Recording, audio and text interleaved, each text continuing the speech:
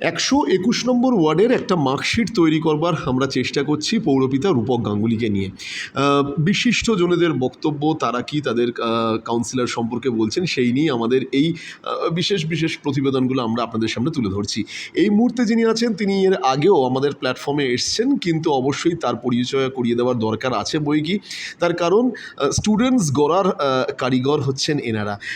শিক্ষিকা এবং বর্তমানে বিবেকানন্দ কলেজ ফর ওমেন্সের প্রিন্সিপাল ডক্টর সমর্পিতা ঘোষ রায় আমাদের সঙ্গে একান্ত আলাপচারিতায় রয়েছেন। প্রথমেই তাকে স্বাগত ব্যস্ত সময়ের মধ্যে থেকে সময় দেওয়ার জন্য।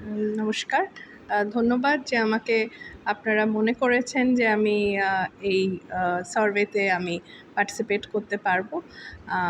আগেও আমি বলেছি, এই বছরও আপনারা এসেছেন, আমি খুব খুশি। সমর্পিতা ঘোষ রায়, বিবেকানন্দ কলেজ ফর ওমেন্সের প্রিন্সিপাল, প্রধান শিক্ষিকা। স্বাভাবিকভাবেই আমি এই কলেজ 121 নম্বর ওয়ার্ডের মধ্যে পড়ে এবং এই কলেজের সঙ্গেও ওতপ্রোতভাবে জড়িয়ে রয়েছেন পৌরপিতা রূপক গাঙ্গুলি। রূপক গাঙ্গুলিকে 3.5 বছর আপনি দেখছেন। আমি জয়েন করেছি 2023 জুনে। আমি নিয়ারলি 2 বছর দেখছেন। ম্যাডাম, কেমন দেখছেন পৌরপিতাকে? অনেক সময় হয় পৌরপিতা ভোটে জয়যুক্ত হওয়ার পর তার চালচলন, তার হাবভাব অনেকটা চেঞ্জ হয়ে যায়। কেমন দেখছেন? এখন উনি অবশ্যই আমাদের 121-এর পৌরপিতা, কিন্তু আমার মানে প্রশাসনিক দিক থেকে যেটা মানে যেই ক্যাপাসিটিতে উনি আমাদের কাছে আসেন, সেটা হলো উনি আমাদের গভর্নিং বডির সরকার মনোনীত সদস্য। উনি আমাদের গভর্নিং বডির গভর্নমেন্ট নমিনি। তো সেই ক্যাপাসিটিতেই প্রাইমারিলি আমি ওনার সাথে কাজ করেছি। আর প্রথম থেকে মানে যেদিন আমি জয়েন করেছি, উনি আমার জয়েনিংয়ের দিনে ছিলেন এবং প্রথম দিন থেকেই উনি আমাদের ভীষণভাবে মানে অ্যাটলিস্ট আমাকে, আমি অধ্যক্ষা হিসেবে জয়েন করেছি, 2 বছর হয়নি। তো প্রথম দিকে তো একটু অন্যরকম লাগে। তো উনি সবসময় সেই আশ্বাসটা দিয়েছেন যে ওনার দিক থেকে উনি যত রকম সহযোগিতা করার উনি করবেন এবং করেওছেন। হ্যাঁ, শুধু আশ্বাস দিয়ে উনি থেমে থাকেননি। আমি গত 21-22 মাস আমি কাজ করছি অধ্যক্ষা হয়ে এই কলেজে। যখনই যে অসুবিধায় আমি ওনাকে পড়েছি বা জানিয়েছি কোনো অসুবিধার ব্যাপারে, উনি এগিয়ে এসেছেন। সবথেকে ভালো লাগে যে উনি ভীষণ ডাউন টু আর্থ। উনি খুবই অ্যাপ্রোচেবল, খুব অ্যাক্সেসিবল এবং ইংরেজিতে যেটা বলে এমিয়েবল। খুব মৃদুভাষী। উনি ওনার ব্যবহার খুব সুন্দর। তাই জন্যে কখনো ওনাকে মানে ফোন করতে যাওয়ার আগে মানে কখনো হেজিটেশন হয় না। হ্যাঁ, যখনই ফোন করেছি, যদি ফোন নাও ধরতে পারেন, উনি আবার কল ব্যাক করে জানেন যে কী অসুবিধা হয়েছিল, কেন ফোন করেছি। এবং উনি প্রম্পটলি তো অনেক ব্যাপার সলিউশন উনি করেও দিয়েছেন। আর যেগুলো হয়তো মানে উনি রাস্তা দেখিয়ে দিয়েছেন যে এখানে যান। রিসেন্টলি আমাদের একটা কাজে অসুবিধা হচ্ছিল গাছ কাটা নিয়ে, তো সেটার তো একটা ফর্মাল প্রসিডিওর আছে। উনি আমাদের কিন্তু পুরো একদম হ্যান্ড হোল্ডিং করেছে যে এখানে অ্যাপ্লাই করুন, কেএমসির এই দপ্তরে চিঠি যাবে। প্রথম স্টেপ বাই স্টেপ উনি আমাদের গাইড করেছেন। একটা বিষয় আমরা ওয়ার্ড ভিত্তিক পর্যবেক্ষণ করতে গিয়ে দেখতে পাচ্ছি যে অনেকেই বলছেন রূপক গাঙ্গুলি অনেক বেশি হাম্বল, অ্যাপ্রোচেবল, সহজেই তার কাছে পৌঁছে যাওয়া যায়। এই জায়গাটাতেই আমি জানতে চাইবো যে যেহেতু স্টুডেন্টস গড়ার কারিগর আপনার, বিভিন্ন সময় বিভিন্ন রকম স্টুডেন্টস দেখছেন, সেক্ষেত্রে এই ধরনের মানুষ রাজনীতির ময়দানে কতটা অ্যাপ্রোপ্রিয়েট, মানে একেবারে ফিট না আনফিট, কি মনে হয়? রাজনীতিতে তো এইরকম মানুষের জন্যেই যে দে শুড বি মানে peoples representative in the true sense. হ্যাঁ, যার সাথে পিপলের সেই সংযোগটা নেই, জনসংযোগ যার সাথে নেই, সে তো মানে গণতান্ত্রিক কাঠামোতে তো এইরকম মানুষেরই দরকার। যে মানুষের কথা, মানুষের অ্যাসপিরেশন, মানুষের প্রয়োজনগুলো যে তুলে ধরতে পারবে। মানুষের থেকে যদি কেউ বিচ্ছিন্ন হয়ে যায়, তাহলে আর সে কী করে জনপ্রতিনিধি হবেন? তো মানুষের মধ্যে থাকা, মানুষের কাছে পৌঁছানো, এইটাই তো একজন জনপ্রতিনিধির থেকে এক্সপেক্টেড, এবং আমার ধারণা উনি সেটা করেন। এবং আমি ওনার কয়েকটা প্রোগ্রামে গেছিও, উনি আমাকে ইনভাইটও করেছেন খুব সম্মান জানিয়ে। আমি তো রাজনৈতিক মানে ব্যক্তিত্ব নই, আমরা একদমই একাডেমিক জগতের মানুষ, কিন্তু উনি সেই সম্মানটা আমাদের দেন, মানে উনি শিক্ষক শিক্ষিকাকে সেই সম্মানটা দেন। টিচার্স ডেতে উনি এসেছেন, ফেলিসিটেট করেছেন, এবং ওনার ওয়ার্ডে বেশ কিছু অনুষ্ঠানে উনি আমাদের মানে খুব সম্মানের সাথে উনি আমাদের আমন্ত্রণ জানিয়েছেন। একটা বুস্টার পাম্প উদ্বোধনে মনে আছে গত বছর গিয়েছিলাম, এবং হ্যাঁ, এবং উনি মানে সাংসদও এসেছিলেন এরকম বেশ কিছু অনুষ্ঠানে। তারপরে রক্তদান শিবিরে, ওনার ওয়ার্ডে যে কোনো মানে ভালো কাজে, ভালো অনুষ্ঠানে উনি কিন্তু আমাদের সামিল করেন। আমি এই জায়গাটাই আমি জানতে চাইবো যে সার্বিকভাবে অনেক সময় দেখা যায় যে এই ধরনের মানুষ জনপ্রতিনিধি হওয়ার পর তার নিজস্ব চিন্তা ভাবনা এইগুলো চাপিয়ে দেন। রূপক গাঙ্গুলির মধ্যে চাপিয়ে দেওয়ার কখনো প্রবণতা কি দেখেছেন নাকি? মানে আমি তো ওনাকে সেইভাবে কখনো দেখিনি। উনি তো বললাম ভীষণই এমিয়েবল। এমনকি মানে যখন ডিফারেন্স হয়েছে গভর্নিং বডিতে, উনি কিন্তু ভীষণ মানে খুব স্পিরিটেড, মানে ওনার এর মধ্যেই ডেমোক্রেটিক স্পিরিটটা আছে। যখন ডিফারেন্স হয়েছে উনি খুব সেটা মানে কারণ দেখিয়ে যে মানে অন্যজন যে বলছে যদি ওনার মতের সাথে মিল না হয়, উনি কিন্তু সেটা মেনে নিয়েছেন। হ্যাঁ, মানে আমার মতই শেষ মত না, কখনোই না, কখনোই না। হ্যাঁ, এবং যারা অন্যান্য সদস্য আছেন, যারা ইউনিভার্সিটির সদস্য বা আমাদের টিচার্স রিপ্রেজেন্টেটিভ বা নন টিচিং যারা আছেন, তাদের সবার সাথেই আমার মনে হয়েছে দেখে যে ওনার সুসম্পর্ক, এবং উনি যেটা সবচেয়ে ইম্পর্টেন্ট যে উনি মানে অন্যজনকে খুব সম্মান দেন। হ্যাঁ, তো উইথ লট অফ শোনেন, মানে সবার বক্তব্য শোনেন, উনি সবার কথা শোনেন। আর ডিফারেন্স থাকবে অফ ওপিনিয়ন, কিন্তু সেখানে পার্সোনাল সম্পর্কটা ঠিক থাকবে।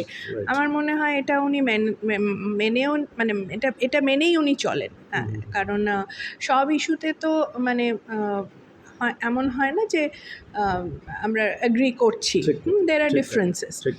But as a governing body member আমি এরকম ওকেশনে দেখেছি যে উনি সেটাকে মানে ডিফারেন্স অফ ওপিনিয়ন হলে সেটা উনি মেনে নেন, মানে সাজেশন দেন, বাট ডিসিশন নেওয়ার ক্ষেত্রে উনি নিজস্ব কোনোদিন এরকম করেননি উনি।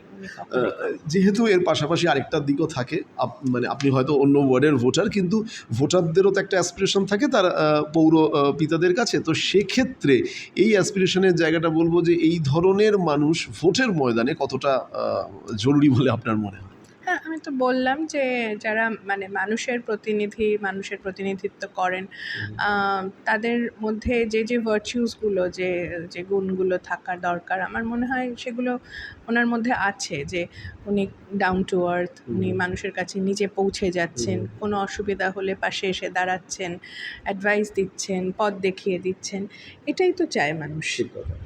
শেষ প্রশ্ন, হাতে 10 নম্বর, রূপক গাঙ্গুলিকে আপনার জায়গায় দাঁড়িয়ে, যেহেতু একটা নাম্বার দেওয়ার বিষয় থাকে এবং আপনি প্রধান শিক্ষিকাও বটে, স্টুডেন্টসদের নাম্বার দিতে অধ্যাক্কা, তো সেক্ষেত্রে একটা ওই জায়গায় 10 নম্বরে রূপক গাঙ্গুলিকে কত দেওয়া যেতে পারে এই নিরিখে দাঁড়িয়ে? 10ই দেব। 10ই দেবেন? আচ্ছা, কোনো কম নয়। হ্যাঁ, +2 দিয়ে দেবো। +2? আচ্ছা, বেশ। +2 +5ও দিতে পারি। আচ্ছা, বেশ। কোনো যদি মেসেজ থাকে উনি আবার রিইলেক্টেড হন, সেই কামনা করি, এবং উনি আমাদের পাশে থাকুক। উনি সবসময় পাশে আছেন, এই আশ্বাসটা ওনার থেকে সবসময় পেয়ে এসেছি। এবং আমি আলাদা করে এটা বলবো যে আমার প্রথম গভর্নিং বডি মিটিংয়ে আমি একটা অসুবিধা ফেস করেছি, সেটা ফর কনফিডেন্সিয়াল পারপাস আমি বলতে পারছি না। তো আমি সেটা যখন গভর্নিং বডিতে জানাই, তখন রূপক বাবু সবথেকে ভোকাল ছিলেন এটা বলার জন্যে যে নতুন অধ্যক্ষা জয়েন করেছেন, যদি কিছু অসুবিধা থেকে থাকে পুরনো, তার লায়াবিলিটি যেন ওনার ওপরে না চাপানো হয়। তো এই জায়গাটা ক্লিয়ার রাখতে কোথাও গিয়ে একটা বা কোথাও একটা জানানোর ব্যাপার ছিল। মানে অফিসিয়ালি এটা রেকর্ড করার কথা ছিল। উনি কিন্তু আমাকে নিজে নিয়ে গেছেন সেই জায়গায়। আমার মানে এটা এটা তো একজন বন্ধুই করে। একদম একদম হুম। একদম তো একজন বন্ধু অভিভাবক একজন বন্ধু এবং অভিভাবক ঠিক ঠিক যেটা করেন। মানে ওই আজকে ধরুন মানে একজন ১ সপ্তাহ আগে জয়েন করা প্রিন্সিপাল আর একজন অলমোস্ট 2 ইয়ার্স আছে। তো তার কনফিডেন্সের লেভেলটা তো এক একদমই জায়গায় ঠিক, নেই। একদমই ঠিক। তো আমি ২০-২১ বছর অধ্যাপনা করে আমি অধ্যক্ষার কাজে জয়েন করেছি। কিন্তু ওই দিনটা আমি খুব কনসার্নড ছিলাম। এই কনসার্নটা যখন আমি শেয়ার করেছিলাম গভর্নিং বডিতে,